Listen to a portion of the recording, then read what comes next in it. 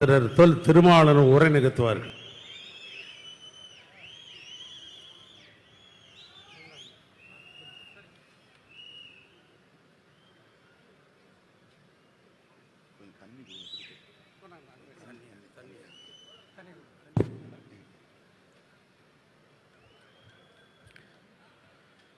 வரலாற்று சிறப்பு வாய்ந்த இந்த மாபெரும் முப்பெரும் விழாவை தலைமை வகித்து இன்னும் சிறிது நேரத்தில் சிறப்புரை ஆற்றவிருக்கிற தமிழ்நாடு முதல்வர் மாண்புமிகு அண்ணன் தளபதி அவர்களே, இந்த மேடையில் அமர்ந்திருக்கும் தமிழர் தலைவர் ஐயா ஆசிரியர் அவர்கள் உள்ளிட்ட நமது இந்தியா கூட்டணி கட்சிகளை சார்ந்த தலைவர் பெருமக்களே, அமைச்சர் பெருமக்களே, மேனாள் இந்நாள் சட்டமன்ற நாடாளுமன்ற உறுப்பினர்களே, கண்ணு கெட்டிய தூரம் வரையில் கடலென திரண்டிருக்கிற தமிழ் சொந்தங்களே, உங்கள் அனைவருக்கும் என்னுடைய பணிவார்ந்த வணக்கத்தை தெரிவித்துக் கொள்கிறேன். திராவிட முன்னேற்றக் கழகம் செப்டம்பர் திங்களில் முப்பெரும் விழாவை கொண்டாடுவது வழக்கம். அண்ணா பிறந்த நாள், கழகம் பிறந்த நாள், தந்தை பெரியார் பிறந்த நாள் என்று முத்தமிழறிஞர் கலைஞர் அவர்கள் தொடர்ந்து முப்பெரும் விழாவை நடத்தி கட்சியில் கழகத்தில் பாடாற்றியவர்களுக்கு விருதுகளை வழங்கி சிறப்பித்து வருவது வாடிக்கை. இன்றைக்கு தளபதி அவர்களும் அதை தொடர்ந்து முன்னெடுத்து வருகிறார். இந்த நிலையில் செப்டம்பர் மாதத்தில் நடைபெற்ற முப்பெரும் விழா இதுவா என்று எண்ணக்கூடிய வகையில் ஜூன் மாதத்தில் நடைபெறுகிறது. முத்தமிழறிஞர் கலைஞர் அவர்களின் நூற்றாண்டு நிறைவு விழா, மாண்புமிகு முதல்வருக்கு பாராட்டு விழா, மகத்தான வெற்றியை வழங்கிய மக்களுக்கு நன்றி சொல்லும் விழா என்று இந்த விழாவை அண்ணன் அவர்கள் ஒருங்கிணைத்திருக்கிறார். முத்தமிழறிஞர் கலைஞர் அவர்களுக்கு இந்த நேரத்தில் உலக தமிழர்களை எல்லாம் ஒருங்கிணைத்து ஒரு மகத்தான மாநாட்டை, செம்மொழி மாநாட்டை நடத்திய இந்த கொடிசியா மைதானத்தில் நின்று அவருக்கு எமது செம்மாந்த வீர வணக்கத்தை செலுத்துகிறோம். அவர் விட்டு சென்ற பணிகளை இன்றைக்கு வெற்றிகரமாக நாடே திரும்பி பார்க்கக்கூடிய வகையில், வியந்து பார்க்கக்கூடிய வகையில் வழிநடத்தி கொண்டிருக்கிற கழகத்தையும் நாட்டையும் வழிநடத்தி கொண்டிருக்கிற அண்ணன் தளபதி அவர்களுக்கு பாராட்டு விழா. அகில இந்திய அளவில் தலைவர்களை அழைத்து அண்ணன் அவர்களுக்கு பாராட்டு விழா நடத்த வேண்டும். அத்தகைய சாதனையை படைத்திருக்கிறார் அண்ணன் தளபதி அவர்கள். நடந்து முடிந்த நாடாளுமன்ற பொதுத் தேர்தலில் வேறு எந்த மாநிலத்திலும் 100க்கு 100 வெற்றி இல்லை இந்தியா கூட்டணியில். தென்னிந்தியாவிலே கூட தமிழ்நாட்டை தவிர மற்ற மாநிலங்களில் பாரதிய ஜனதா 1, 3, 4 என்று சில இடங்களில் வெற்றி பெற முடிந்திருக்கிறது. இந்த தேர்தலில் கேரளாவில் ஒரு தொகுதியிலே ஒரு நடிகரை வைத்து கைப்பற்றி இருக்கிறார்கள். ஆந்திராவிலே நாயுடு அவர்களை வளைத்து போட்டு, பவன் கல்யாண் அவர்களை வளைத்து போட்டு 3 இடங்களை கைப்பற்றி விட்டார்கள். கர்நாடகாவிலே அவர்கள் சில இடங்களை பறிகொடுத்தாலும் கூட 9 இடங்களை தக்க வைத்துக் கொண்டார்கள். தெலுங்கானாவிலும் சில இடங்களை கைப்பற்றி இருக்கிறார்கள். ஏன் மராட்டியத்திலும் சில இடங்களை கைப்பற்றி இருக்கிறார்கள். தென்னிந்திய மாநிலங்களில் அவர்களால் காலூன்ற முடியாத ஒரே மண் தமிழ் மண் தான். அவர்களின் ஜம்பம் பலிக்காத ஒரு மண் தமிழ்நாடு தான். எத்தனை குட்டிக்கரணம் போட்டாலும் உங்களால் இந்த மண்ணில் வேரூன்ற முடியாது என்பதை மறுபடியும் உறுதிப்படுத்தி காட்டியிருப்பவர் நம்முடைய தமிழக முதல்வர் அண்ணன் தளபதி அவர்கள். இந்தியா கூட்டணி தலைவர்களே வியந்து பார்க்கிறார்கள், எப்படி உங்களால் 100க்கு 100 வெற்றி பெற முடிந்தது. அண்ணன் அவர்களை நிமிர்ந்து பார்க்கிறார்கள், வியந்து பார்க்கிறார்கள். ஆகவே அகில இந்திய அளவில் சோனியா காந்தி அம்மையார் உள்ளிட்ட தலைவர்களை எல்லாம் அழைத்து தமிழகத்தில் அண்ணன் தளபதி அவர்களுக்கு பாராட்டு விழா நடத்த வேண்டும். அது என்னுடைய வேண்டுகோள். இந்த பாராட்டு விழா போதாது. முத்தமிழறிஞர் கலைஞருக்கு பிறகு தமிழ்நாட்டை வழிநடத்தி கொண்டிருக்கிற அண்ணன் தளபதி அவர்கள் கழகத்தை காப்பாற்றி அடுத்தடுத்து வருகிற அனைத்து தேர்தல்களிலும் தொடர் வெற்றியை பெற்று வருகிறார். 2019 நாடாளுமன்ற பொதுத் தேர்தலில் மாபெரும் வெற்றி, ஒரே ஒரு தொகுதியை தவிர. 2021 நடைபெற்ற சட்டமன்ற பொதுத் தேர்தலில் மாபெரும் வெற்றி. இன்றைக்கு ஆட்சி பீடத்திலே திராவிட முன்னேற்ற கழகம் அமர்ந்திருக்கிறது. அதன் பிறகு நடைபெற்ற உள்ளாட்சி தேர்தல்களில் அடுத்தடுத்து வெற்றி. இப்போது நடந்து முடிந்திருக்கிற நாடாளுமன்ற பொதுத் தேர்தலில் 100க்கு 100 வெற்றி. தொடர் வெற்றியை பெற்ற ஒரு கட்சி, ஒரு தலைமை வேறு எதுவும் இல்லை. இதை நாம் வெளிப்படையாக பாராட்டியாக வேண்டும். அதற்கு காரணம் அவருடைய அணுகுமுறைதான், அவர் கையாளுகிற உத்திகள் தான், அவருடைய ஆளுமைதான், அவர் வழிநடத்தி வருகிற இந்த கூட்டணியின் பலம்தான். 2019க்கு முன்னரே காவிரி நீர் பிரச்சனையை ஒட்டி அனைத்து எதிர்க்கட்சிகளையும் ஒருங்கிணைத்து ஒரு கூட்டணியை உருவாக்கினார். அது இன்றும் தொடர்கிறது. பொதுவாக தேர்தல் காலத்தில் கூட்டணிகள் அமையும் உடனே கலைந்து போய்விடுவார்கள், சிதறி போய்விடுவார்கள். அந்த கூட்டணி அடுத்த தேர்தல் வரையில் தொடராது. அதிமுக பாஜக கூட்டணி அப்படித்தான். ஆனால் திராவிட முன்னேற்ற கழகத்தின் தலைமையில் உருவான இந்த மதசார்பற்ற முற்போக்கு கூட்டணி 2019 நாடாளுமன்ற பொதுத் தேர்தலுக்கு முன்னரே மக்களின் நலன்களின் அடிப்படையாக வைத்து உருவான கூட்டணி. டெல்டா மாவட்ட விவசாயிகளின் நலன்களை முன்னிறுத்தி உருவாகிய கூட்டணி. அதுதான் இன்றைக்கும் தொடர்கிறது. 4 தேர்தல்களை சந்தித்திருக்கிறது. எந்த சலசலப்பும் இந்த கூட்டணியில் இல்லை, சிதறல் இல்லை.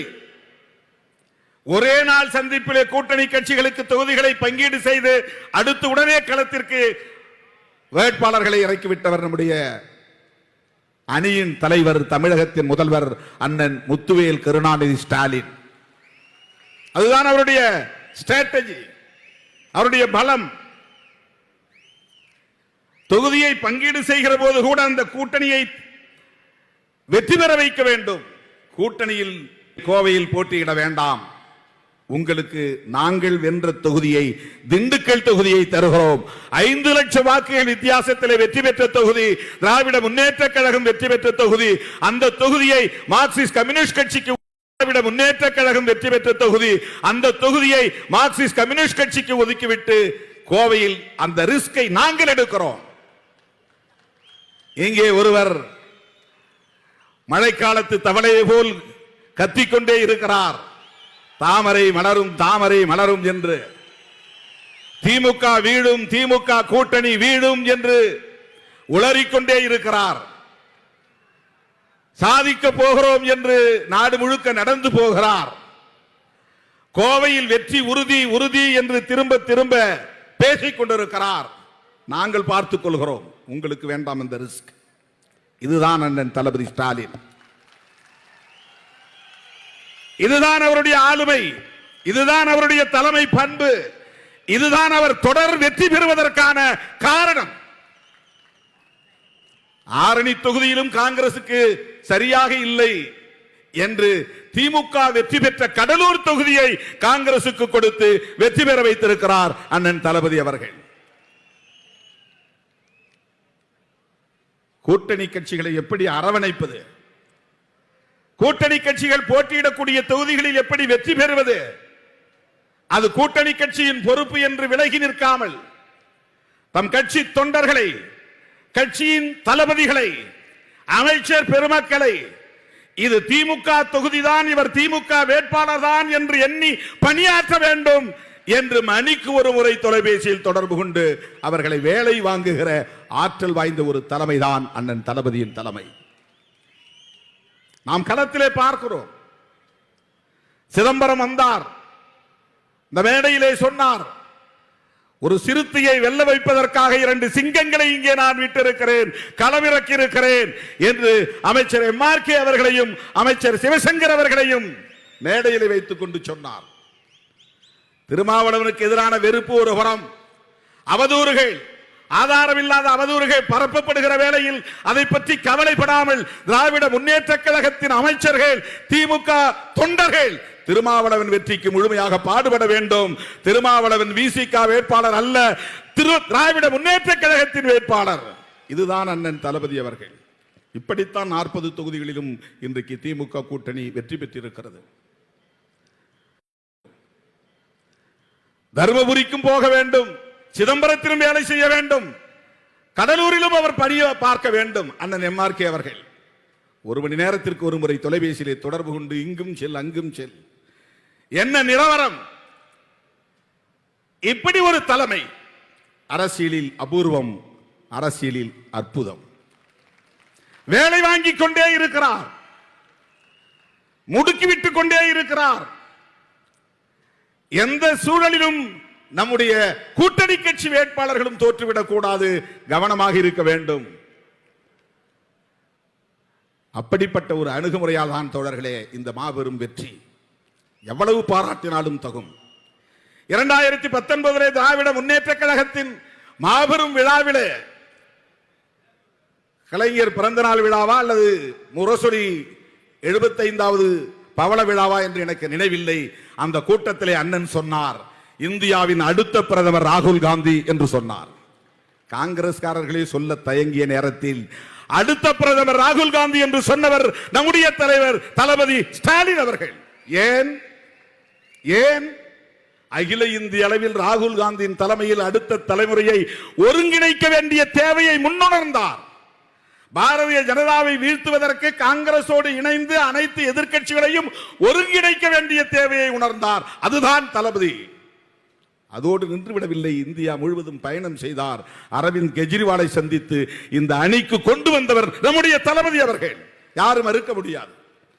மம்தா பானர்ஜியை இந்த அணியிலே இணைக்கிற பெரும் வேலையை எடுத்துக்கொண்டவர் தளபதி அவர்கள்.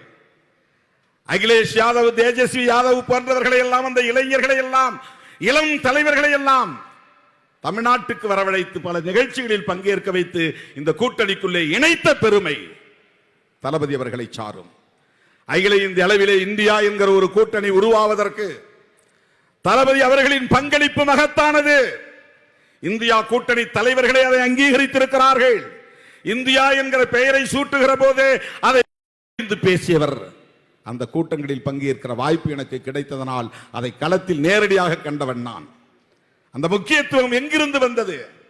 இவருடைய அணுகுமுறையால், இவருடைய தொலைநோக்கு பார்வையால், நாட்டு நலனில், மக்கள் நலனில் இவர் காட்டுகிற அக்கறையால், காங்கிரசோடு இணைந்து பணியாற்ற வேண்டிய தேவை இருக்கிறது என்பதை அவர் பொறுப்புணர்வோடு உணர்ந்த காரணத்தினால் 1976 நாட்டுக்கு இப்படி ஒரு நெருக்கடி ஏற்பட்ட போது அனைத்து எதிர்க்கட்சிகளையும் ஒருங்கிணைக்கக்கூடிய ஒரு மாபெரும் பணியை சிறமேற்கொண்டு செய்தவர் முத்தமிழறிஞர் கலைஞர். அன்றைக்கு ஜனதா உருவானது. ஜனசங்கமாக இருந்த பாரதிய ஜனதாவையும் அன்றைக்கு அதில் இணைத்துக் கொண்டார்கள். ஆனால் இன்றைக்கு அப்படியே தலைகீழாக மாறி இருக்கிறது. அந்த பாரதிய ஜனதாவை தனிமைப்படுத்த வேண்டும், அதற்கு அனைத்து எதிர்க்கட்சிகளையும் ஒருங்கிணைக்க வேண்டும் என்று முத்தமிழறிஞர் கலைஞரின் அரசியல் வாரிசு அண்ணன் தளபதி அவர்கள் இந்தியா முழுவதும் பயணம் செய்து இந்த தலைவர்களை எல்லாம் ஒருங்கிணைத்து இந்தியா கூட்டணியை உருவாக்கினார். ஆகவே நான் மறுபடியும் சொல்லுகிறேன், சோனியா காந்தி அம்மையார், ராகுல் காந்தி போன்றவர்கள் எல்லாம் பங்கேற்கக்கூடிய வகையில் ஒரு மாபெரும் பாராட்டு விழாவை தளபதி அவர்களுக்கு நடத்த வேண்டும். இது சாதாரணமானதல்ல. 40 நமதே, நாடும் நமதே என்று அவர் சொன்னார். 40 நமதாகிவிட்டது. நாடு இன்னும் நமதாகவில்லை. இந்திய நாடு, தமிழ்நாடு ஏற்கனவே நம்மோடு தான் இருக்கிறது. ஆட்சியை கைப்பற்ற வேண்டும், சனாதன சக்திகளை தூக்கி எறிய வேண்டும், அவர்களை வீழ்த்த வேண்டும். அது பாதியிலே நிற்கிறது. இந்த பணியை செய்யக்கூடிய, இதை நிறைவேற்றக்கூடிய, இதை சாதிக்கக்கூடிய ஆற்றல் வாய்ந்த தலைமை அண்ணன் தளபதி அவர்களின் தலைமை. ஆகவே இன்னும் வியூகம் வகுக்க வேண்டிய தேவை இருக்கிறது. 2026 சட்டமன்ற பொதுத் தேர்தல் வர இருக்கிறது. இதற்கிடையிலே முன்னோட்டமாக விக்கிரவாண்டி இடைத்தேர்தல். எதிரிகள் சிதறி ஓடுகிறார்கள். போட்டி இல்லை என்று எடப்பாடி அவர்கள் அறிவித்து விட்டார். திமுக தான் வெற்றி பெறப் போகிறது என்பது அவர்களுக்கு தெரியும். சாதியவாத அரசியலுக்கு அல்லது மதவாத அரசியலுக்கு தமிழ்நாட்டில் இடமில்லை. அதற்கு சிதம்பரம் வெற்றியும் தருமபுரி வெற்றியும் சான்று. சிதம்பரம் தொகுதியிலே நாம் பெற்ற வெற்றியும் தருமபுரியிலே நாம் பெற்ற வெற்றியும் தருமபுரியிலே நாம் பெற்ற வெற்றியும் சாதிய மதவாத அரசியலுக்கு இடமில்லை. கோயமுத்தூரிலே நாம் பெற்ற வெற்றி, கோவை நாடாளுமன்ற தொகுதியிலே நாம் பெற்ற வெற்றி மதவெறி அரசியலுக்கு, வெறுப்பு அரசியலுக்கு, சிறுபான்மையினத்திற்கு எதிரான அச்சுறுத்தல் அரசியலுக்கு இடமில்லை என்று மக்கள் தீர்ப்பளித்திருக்கிறார்கள். இப்படிப்பட்ட ஒரு மகத்தான தீர்ப்பை வழங்கிய தமிழக மக்களுக்கும், நாடு தழுவிய அளவில் 52 இடங்களில் வெற்றி பெற்ற காங்கிரசுக்கு 99, அகில இந்திய அளவில் இந்தியா கூட்டணிக்கு 234. அந்த எண்ணிக்கை கூட தமிழ்நாடு சட்டமன்ற தொகுதி எண்ணிக்கையோடு பொருந்துகிறது. நம்முடைய சட்டமன்ற தொகுதிகளின் எண்ணிக்கை 234. அகில இந்திய அளவில் இந்தியா கூட்டணி பெற்ற வெற்றி தொகுதிகளின் எண்ணிக்கை 234. ஏனென்றால் இந்தியா கூட்டணி உருவாவதற்கு அடித்தளமிட்டவர் அண்ணன் தளபதி அவர்கள். அவ்வளவு பெரிய வெற்றி இது. நமக்கு தோல்வி அல்ல, தோல்வியில் மாபெரும் வெற்றி. அவர்களுக்கு வெற்றி அல்ல, வெற்றியில் மாபெரும் தோல்வி. சனாதன சக்திகள் வெற்றி பெற்றதை போல தோல்வி அடைந்திருக்கிறார்கள். இந்தியா கூட்டணி தோல்வி அடைந்ததை போல வெற்றி பெற்றிருக்கிறது. இதுதான் உண்மை. மக்கள் சரியான தீர்ப்பை வழங்கியிருக்கிறார்கள். நாம் இன்னும் வலிமை பெற வேண்டிய தேவை இருக்கிறது. இந்தியா கூட்டணி இன்னும் வலிமை பெற வேண்டிய தேவை இருக்கிறது. அதை வலிமைப்படுத்தக்கூடிய ஆற்றல் வாய்ந்த தலைவர் நம்முடைய தமிழ்நாடு முதல்வர் அண்ணன் தளபதி அவர்கள்.